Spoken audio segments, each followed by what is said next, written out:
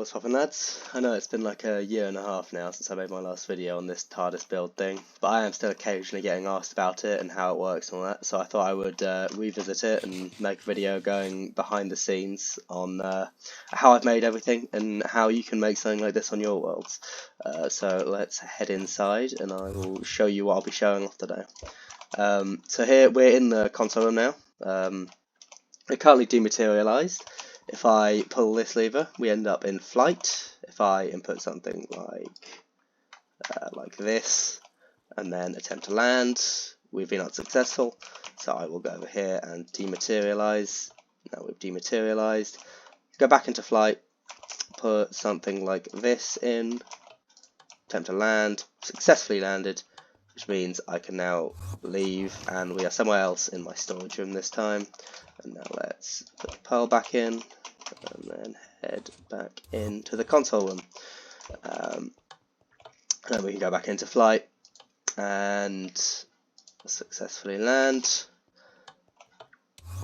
And now we are back out. So first of all, I'm going to show you how all of that redstone works, and then we can get into stuff like the exterior and how the monitors all worked. But the redstone for actually moving and all of that we'll get into now.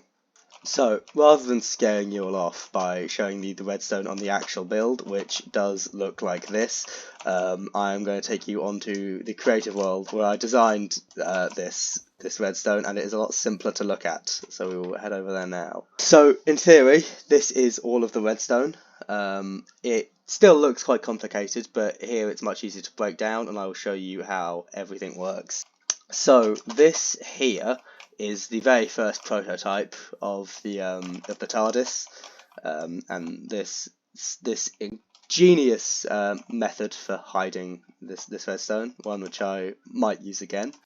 So this was the basic concept behind the build, was that you would have this here and that it would teleport you into the console room, and this is the first design for the console room I had. So as you can see, this is basically just like the console room but smaller. Here we've got the console with the same controls and all the monitors here, and underneath it we can see all the redstone, which makes explaining this all much easier. Now I'm just going to be explaining the concepts behind this because in your world you may end up building it differently, and I'm not going to explain a lot of the extra little details, or I'll get to that later because they are just sort of quality of life improvements. But so here we see we have 3 lines of redstone coming out from the 3 buttons here, and then there's stuff coming out from the lever over here. So what this does is the lines of redstone will come into this here, which is memory. Now this is one thing that I would recommend building exactly in this arrangement here, if you want to pause the video or take a screenshot or something. And so when a redstone signal will enter this side, it will change the state, and that can be read by the rest of the machine. Now I'll show you how that works because that may all sound complicated. Now before we get to that, if we're not in flight and we press one of these buttons, the redstone line, nothing happens to it. So for anything to happen, we have to go into flight, which involves pistons, or any method of allowing redstone signal through to this area. So now that we've done that, we can press a button like this and then it will trigger this. So now we press the first button on the console, so the first one of these 3 bits of memory has been locked in, which means that it is now been sent through to the rest of the machinery. Now this is another bit that I would recommend building exactly as it is here, with the same configuration of redstone dust, drop down repeaters, torches and the redstone wiring on the bottom. This is exactly how it will need to be. Again, the rest of the machinery you can kind of make how would fit best in your base. But yeah, so this essentially decodes the binary signal, which means that there's more outputs that you can get from just the 3 buttons. So currently we've just pressed 1, which outputs here as 1, and that ends up here, which you can extend the redstone as far as you want, but here it's just, this is where the ender pearl stasis chamber ends up. So if we head back over here and come out of flight and then try and leave the Tardis, we get teleported over here. Now, you may be thinking that that sounds relatively simple. Obviously, some of the redstone designs themselves are a bit tricky, but the rest of it is just wiring them together. And what is all of the rest of this stuff doing? Now, not all of this is necessary. It just makes it run smoother and look better. So stuff like this we have here, when the this tripwire triggers when you leave. Now obviously we've got it going up here. This is the line that triggers the pistons which teleport you. But we've also got it going over here. Now this over here, if I input something into the memory, this here, if you light these torches, it will reset the memory. So it will reset the TARDIS to how you were when you entered it. So if we leave here, you see I get teleported, and the memory gets cleared. So it's all exactly the same. I can show you that happening as well if I just press this button. Now it's all the same. That is wiped. That is basically clearing the RAM. And now another quality of life detail is just having the in-flight lever hooked up to basically everything. So here you see it comes out here. I've got it set up so you can't clear the RAM when you're in flight, so you can't land when you're in flight. That's not necessary, but it would just mean that if you were, say, just programming where you want to fly and then you stepped out, you would get teleported even if you've not landed. But you don't have to have this lever here at all. I just personally felt that pulling down a lever to land was very important to my build. Now the rest of the redstone is for the monitors, so I'll go through in order. So successful landing, that is simple enough. It just takes if there's a redstone signal coming out of any of the signals going towards a landing position, you just take a signal out the top and then send it into the lamp. With these, if we are in flight, these mean that you can't register as having landed because they're attached to the same in-flight lever. And then it's the same thing for failed landing. You just take a redstone signal out of the top of a spot where there is no possible landing, and then you just run it back through here. And then for dematerialized, it's very simple. You just take a signal out of all the other three, and then you can flip it. So if none of them are active, you are dematerialized. And so that is the actual redstone behind the machinery. It is a bit complicated, and as I found on my world, a lot of this will end up changed. A lot of this will end up being redesigned to fit and added stuff on, but this is the core of it, and this is what I designed when going to build it. So obviously the next question is, this doesn't look anything like a TARDIS. These are just stasis chambers, and this is just a white room. So I'll start with these because on this design there's no way of getting back to the console room, but that's very simple. You build something like this. This is how each one of these will look out in your world. So under here we have room for a stasis chamber there, so the pearl can go in there.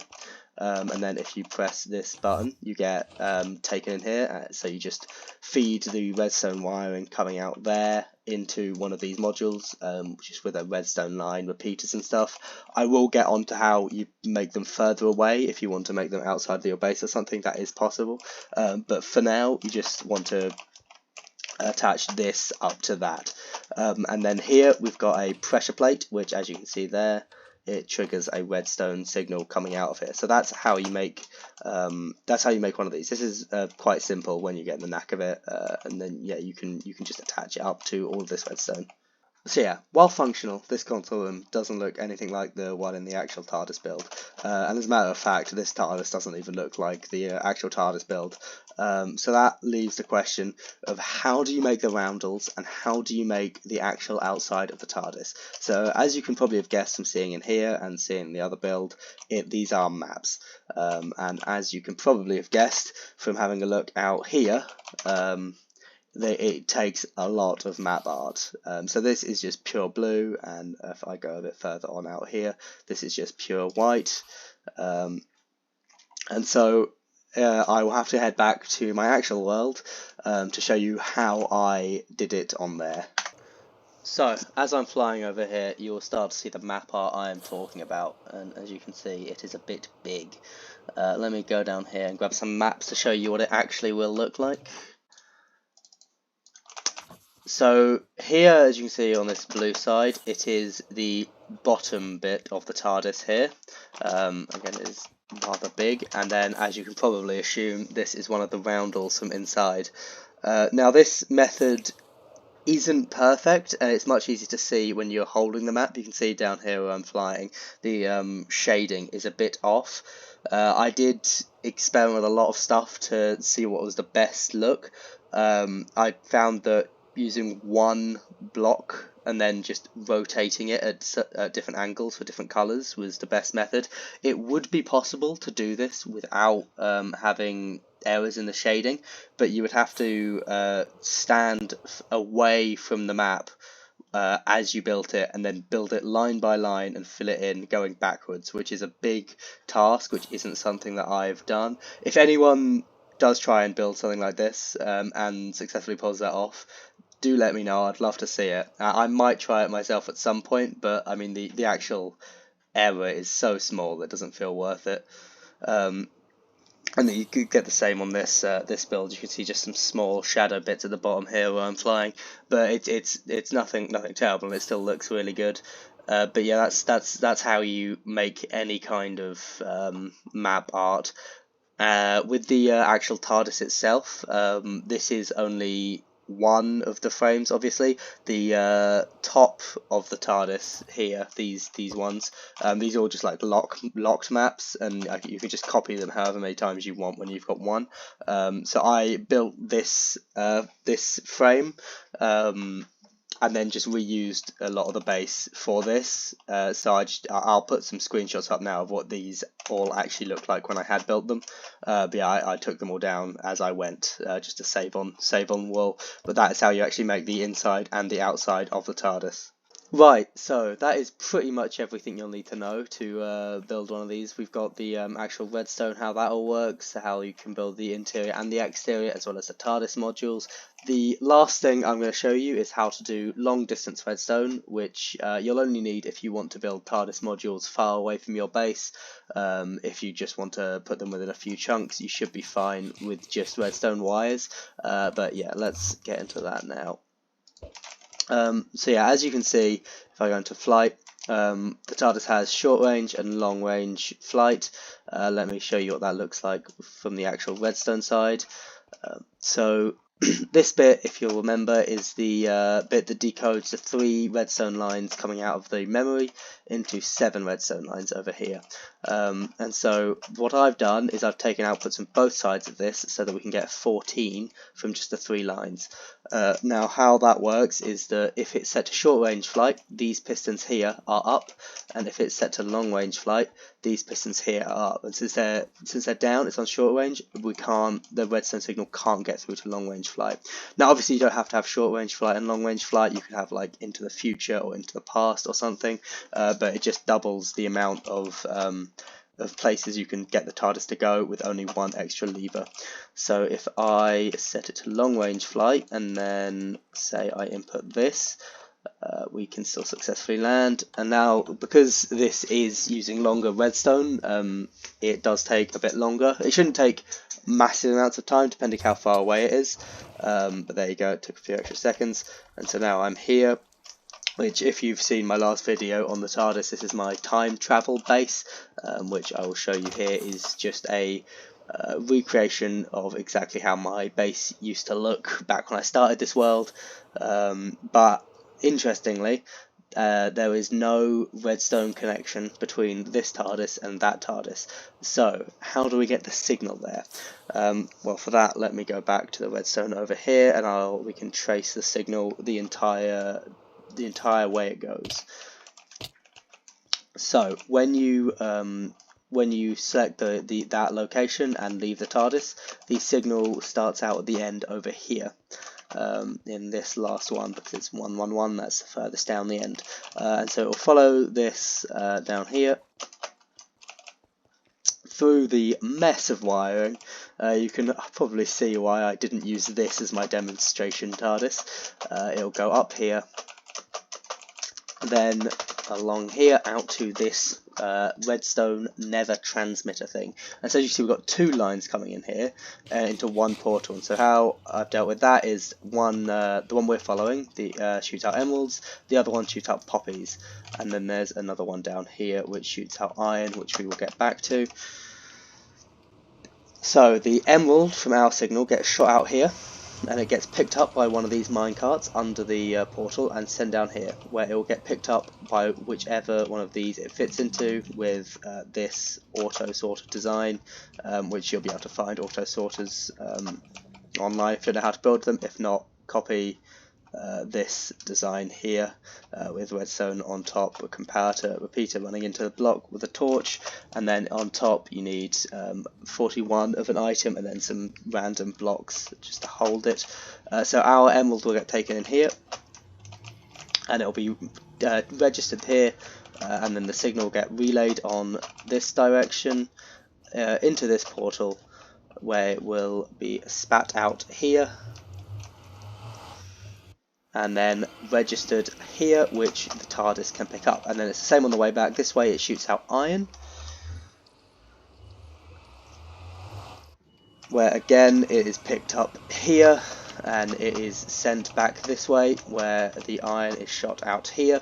Now what happens with this one is, because if you're building portals close to your base, you will have troubles with portals, so you've got to just sort of make it work. The iron, it picks up here again by these minecarts, it gets registered here, and it shoots off another one. That is because this portal, the next portal, sorry, it only allows entrance. So the iron then gets shot into here, where it is then picked up and then registered back as an entrance back into the TARDIS. And so, because I'm in my base, if I shot an item through here, it wouldn't work as a transmitter because it would go to another portal. So linking portals is one of the more difficult things with this, especially when you have to have many in one place. But I also have on here a much longer distance redstone I can show off. It's not for the TARDIS itself, it's for this mob switch. Now this is a thing that turns off mob spawns. We don't need to get into that now, we just need to know that when I press this button, it will fire off a signal down here.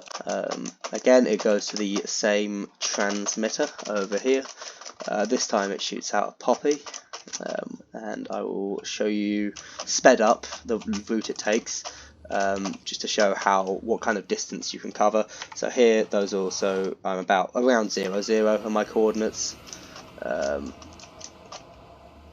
so this one, it will shoot out the poppy, which will end up here, get taken down here, and it will follow along this course from portal to portal. Every chunk needs to have one portal in it for this to work. But yeah, as you can see, you can just link them in a chain like this, and yeah, I'll speed up the rest of this so you can see how far you can go with this.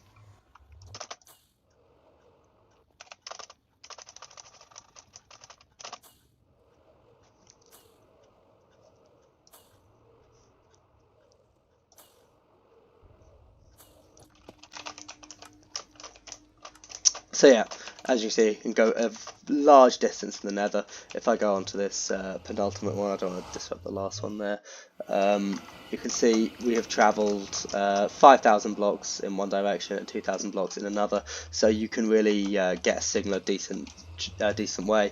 This would take about 4 minutes to run all of these transmitters, so it isn't instant, it does take time, so you've got to bear that in mind. If you want to travel thousands of blocks in the TARDIS, it will not be instant, but that is a way of connecting things that are relatively close by. Well, I hope this has been a helpful video. I hope some of you do try and make something like this. I'm aware this hasn't been a full-on tutorial, but I think going into every individual piece of redstone and every block would be far too in depth. So I hope the actual concepts behind it all help. And if anyone does try and make their own Tardis, please do let me know. I'd love to see it. But if not, thank you for watching.